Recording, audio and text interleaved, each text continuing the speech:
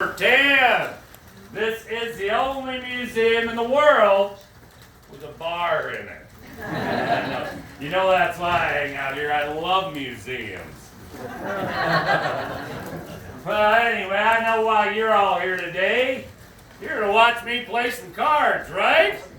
All right, well, I'm going to do that for you. First, let me introduce the friends I'm playing with today. Charlie Rich, come on out. Charlie Rich, gambler from Cheyenne. Next up, we got retired riverboat captain, Captain William Massey. There he is. Right next to Charlie. All right, Carl, it's all about you. Carl, man, the owner of the Saloon 10. Yeah, right there. And last but not least, everybody's favorite guy in the bar. Barmaid. The bartender. Harry, get out of here, Harry. There he is. Those of you that said me, thank you. I appreciate it. All right, like I said, I'm going to play some cards for you. First, I'm going to tell you a little bit about myself. I am James Butler Hickock. Folks nowadays, well, they all like to call me Wild Bill. Now, I'm going to start after the Civil War. I did fight during the Civil War. I was a scout and a spy for the Northern Army. But when the war ended, I was just like everybody else. I needed work. So I took off looking for work. I ended up in Springfield, Missouri.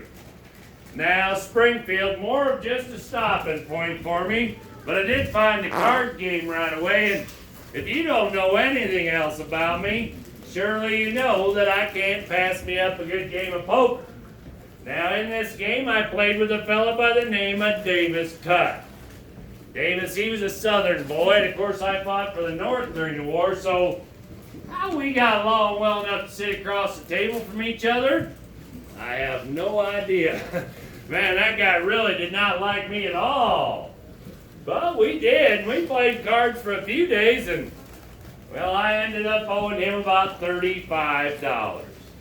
Now, $35 being quite a sum of money that I didn't have, and Davis really wanted some collateral, well, I didn't know what I was going to do. All I had was an old pocket watch that my daddy had given me, and I wasn't about to give that up. But Davis, he was relentless. He wanted something to ensure him that he was going to get his money back.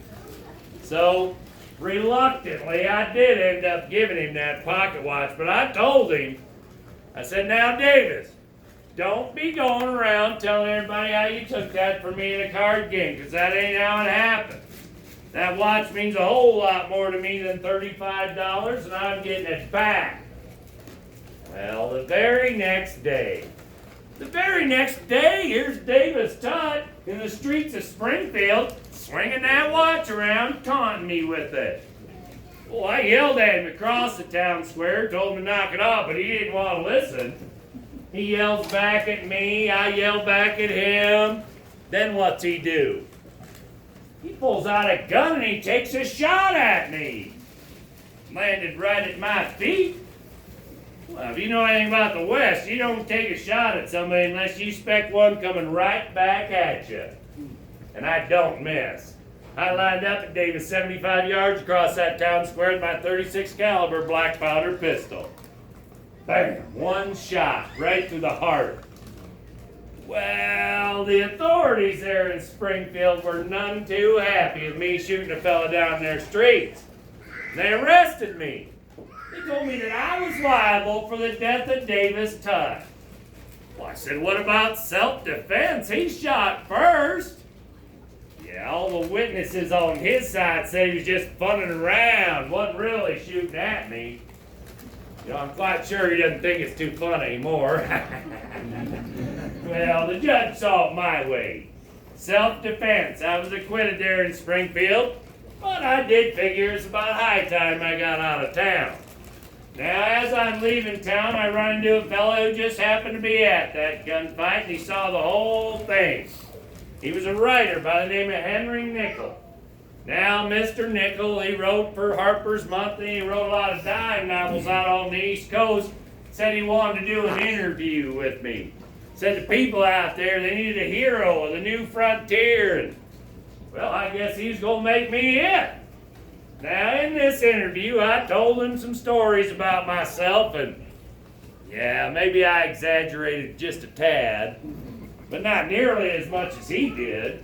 By the time he told that story, he had me killing over 200 people. Do you believe that? Or like less than half a dozen at this point. But it did make me famous. I went from being James Butler Hickock to being Wild Bill Hickock, the Prince of the Pistoliers, the greatest gunfighter the West had ever seen. And while the fame was nice, they kind of put a target on my back. Every guy that had a gun wanted to be the guy that shot down the greatest gunfighter, and well, I had to be extra cautious from then on. Now, still needing to get out of Springfield, though acquitted, they weren't happy about it, and well, I still needed work, so I took off and I headed west. Now, I traveled across Kansas doing odd jobs just to survive, drove freight for a little while, scouted for the likes of the 7th Cavalry and the 10th Cavalry.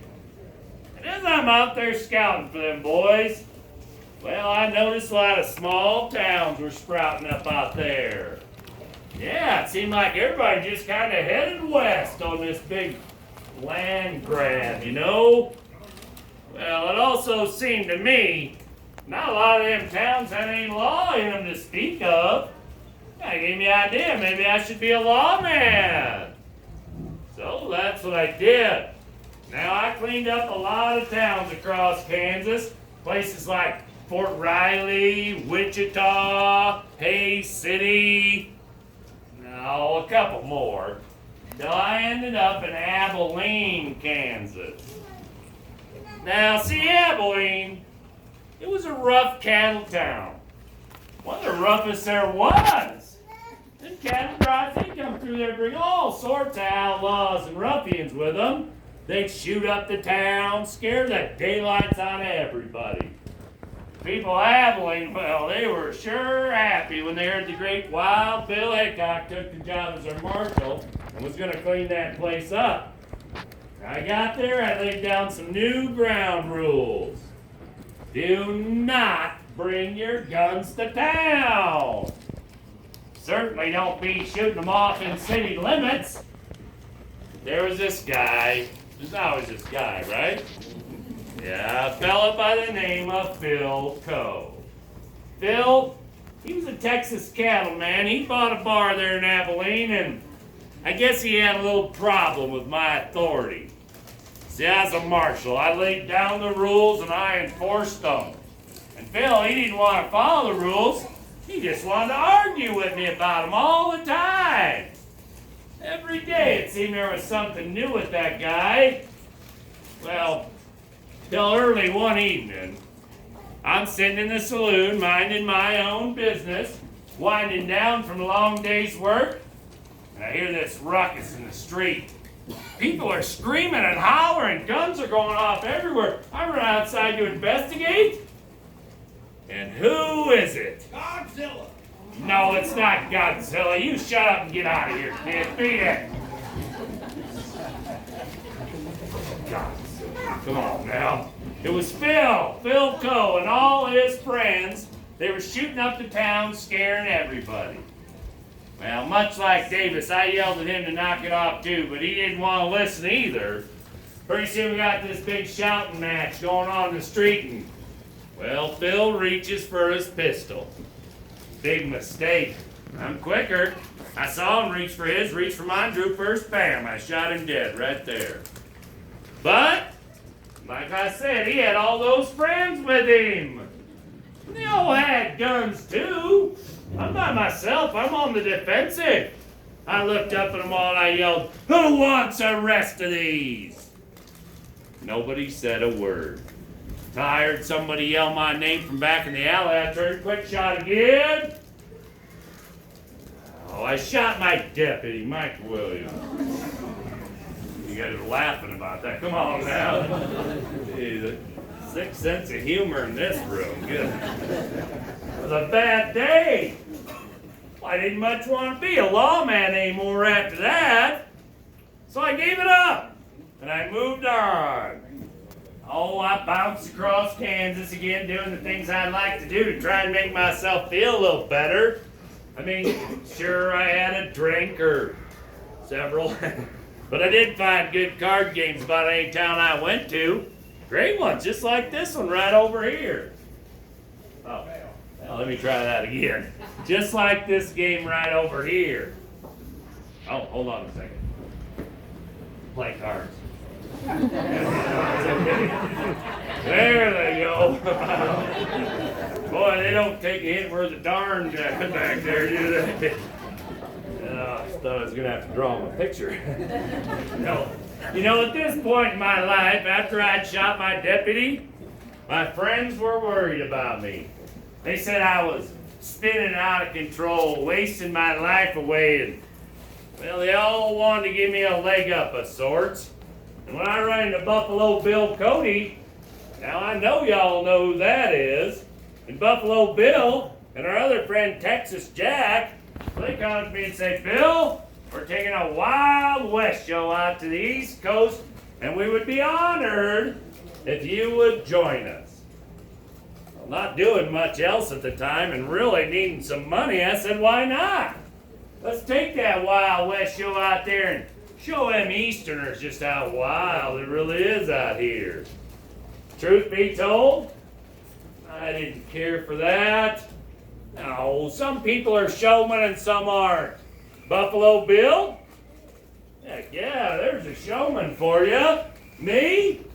Oh, not so much. Then I tell you, it didn't take long. We got out there, started doing shows.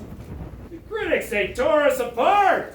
You know, they actually wrote in the newspaper that between myself, Buffalo Bill, and Texas Jack, that we could not act out a simple English sentence.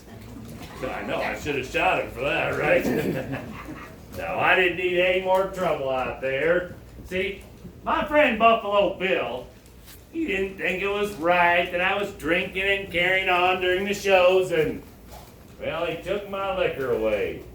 I'm here to tell you, it made me rather ornery. I shot the lights out of Madison Square Garden, shot a couple of extras of blanks, and started their pants on fire because I thought it was funny. Yeah, they didn't think so much. I'd say by the end of it all, my good friend Buffalo Bill regretted every minute of taking me with on that tour. So I saved him the trouble of firing me and I quit. Oh, the West was calling me again anyhow. I had to get back out here. I ended up over there in Cheyenne, Wyoming territory. Now, when I got to Cheyenne, well, I found me a card game right away because that's just what I do. I played for a couple days and in walks a lady friend, Agnes Lake. Now, see, I'd known Agnes for years, and when we got back together, it was like we'd never left each other. I was fond of her, found out she was equally fond of me, so I asked her to marry me. You know what she said? No, she didn't say no. Who said no over there? Now, you had a 50-50 chance to blow it. Would I tell the story if she said no? Yeah, she did say yes. We had a nice little wedding there in Cheyenne, and I whisked her away on a honeymoon to Cincinnati. Now, we honeymooned in Cincinnati for a short spell, but Agnes, she had worked there. She's run the circus by this time, and, well, I had to get back out here. So I left her there, and I headed back west. Oh, I figured to myself, Cheyenne seemed like a right fine town. Maybe that's where I'll go start working on a fortune so me and Agnes can retire. Turns out, Cheyenne was not nearly as good to me as I'd initially hoped. No, I went on this long streak of bad luck, you see. I lost all my money at the card tables. I ended up penniless in the streets of Cheyenne. You know what they did to me there? They arrested me. They told me I was a vagrant. They told me to get out of town and not come back. Imagine that. I go from being Wild Bill Hickock, the Prince of the Pistoliers, the greatest gunfighter the West had ever seen, to the biggest bummer of Cheyenne, and they wrote that in the newspaper. Well, lucky for me, as I'm leaving Cheyenne, I run into another friend of mine, Colorado Charlie Utter.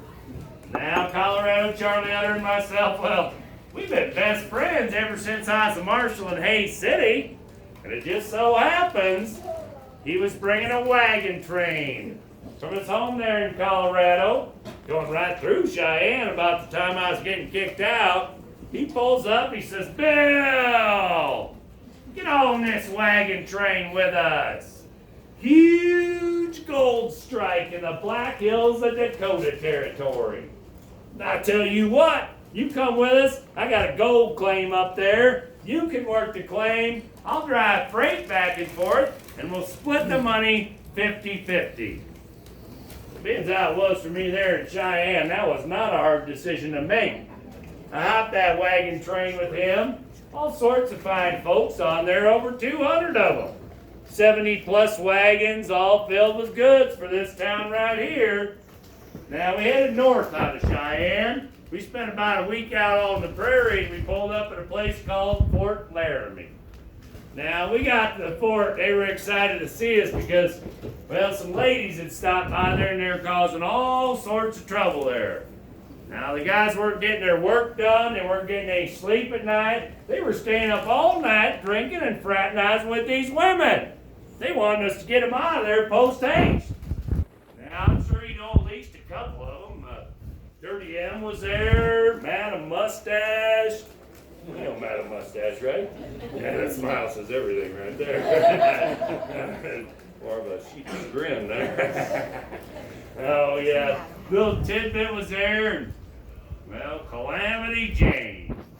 Now, I know y'all recognize that name, and, well, I know you've been starting and spreading rumors about myself and Calamity Jane maybe being romantically involved.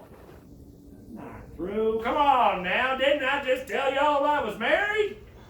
And then rumors get back to Agnes, I'm in all sorts of trouble. Now, I probably should talk about Calamity a little bit, because I know y'all know her pretty well. And, well, it is true, she did kind of look like a man. She definitely smelled like a man. She could drink any man I know under the table. Well, she cursed like a whole boatload of sailors. But for all her faults, she had a heart of gold. If you had a problem and Calamity Jane was anywhere around, she'd help you out, I guarantee it, just the kind of person she was. Now, we never got to be anything more than just friends, but boy, we had a good time from Fort Laramie to here. We spent about another week and a half out there, and we pull up on the edge of town. We look down over this gulch, and it is gold claims as far as the eye could see in every direction. Heck, we started laughing, said it looked like a couple of anthills. There were so many thousand people running up and down the sides of this gulch looking for that gold. Oh yeah, gold fever will do that to you. You find any gold here? You wouldn't tell me if you did, would you? Wise choice. I did have a touch of that gold fever myself, but I just got excited. I knew I had a working gold claim out there. I went right out and I started working it. I worked it hard for about 3 hours. Yeah, I found out real fast that gold mining was not for me. But Deadwood being what it is, all the people, the gold, the saloons, the gambling halls. Oh, it didn't take me long to find something else to do in this town. I'm downtown playing cards. Well, this is looking like a pretty good game, fellas. Who's winning? This guy right there. Oh, Captain's winning. What are you, asleep? Captain never wins. I tell you what, I'm pretty sure these folks are all sick of listening to me talk by now. So I'm going to head up front, and I see a friend of mine up there. I got to talk to him for just a second, then I'll be right back here to play, okay? We'll see y'all in a few.